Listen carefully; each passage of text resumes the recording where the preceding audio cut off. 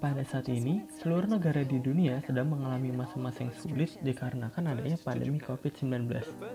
Beberapa masalah pun terjadi, di antaranya seperti tingkat pengangguran meningkat, angka kemiskinan bertambah, sampai terhambatnya roda perekonomian sehingga menimbulkan terjadinya resesi.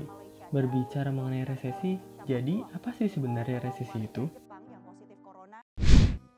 Hai, nama saya Ahmad Aurialadi Pradana dari jurusan Akuntansi 2017 FEB UB ingin menjelaskan sedikit mengenai apa itu resesi.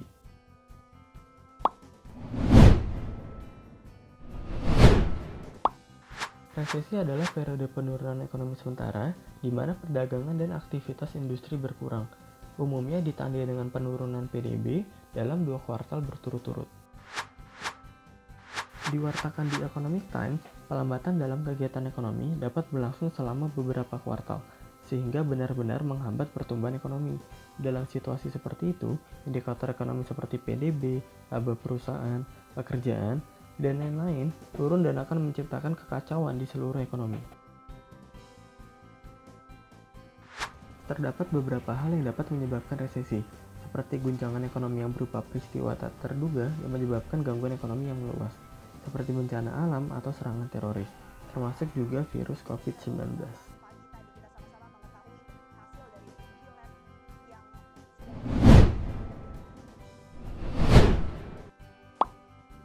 Resesi bersifat destruktif karena biasanya menciptakan pengangguran yang tersebar luas.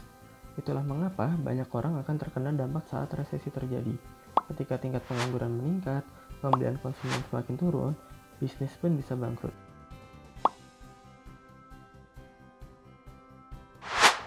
Terdapat beberapa negara yang sudah terkonfirmasi terkena resesi, yaitu ada Amerika, Jerman, Italia, Singapura, dan Korea Selatan. Lalu, bagaimana dengan Indonesia?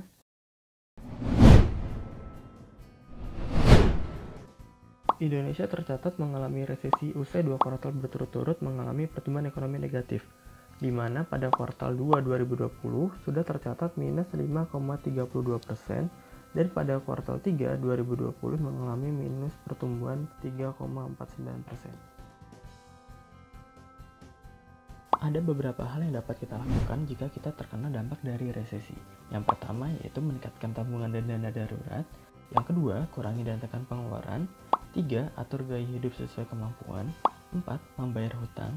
Dan yang kelima, meningkatkan keterampilan dan bangun bisnis sampingan. Semoga penjelasan singkat ini dapat bermanfaat. Saya pamit undur diri dan terima kasih.